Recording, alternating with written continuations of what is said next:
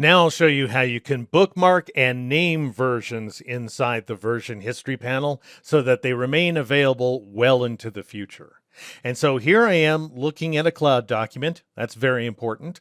If you're working along with me, you should have one of your own cloud documents open, at which point I'll go up to the window menu and choose version history to bring up the version history panel.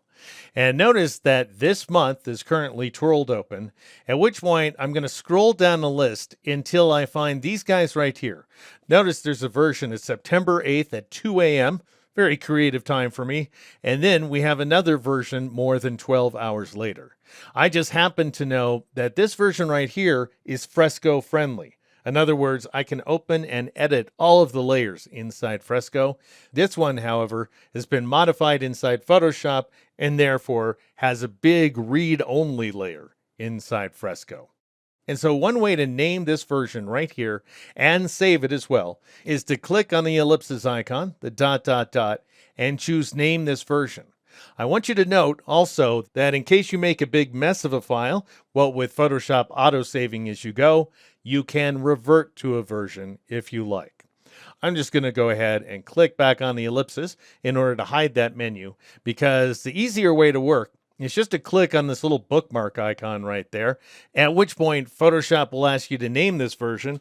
I'll just go ahead and call this guy Fresco Friendly, let's say, and then press the Enter key or the Return key on the Mac to accept that change. And notice we have a little bookmark, which shows me that this version will be retained well into the future. So in other words, for more than just 30 days. All right, I'm going to scroll back up the list until I find that version from 12 hours later, and I'll go ahead and bookmark it as well, and I'll call this PS version, let's say, like so, and then press the Enter key, Return key on the Mac. Now let's say you want to abandon a bookmark, then all you need to do is click on that bookmark like so, and the bookmark and the version name will go away. And what's great about this is a pretty jumbo file. It's nearing 100 megabytes, what with all its layers, and yet I have all these versions to choose from, meaning that the cloud is devoting something like a gigabyte, I'm guessing, to this single file.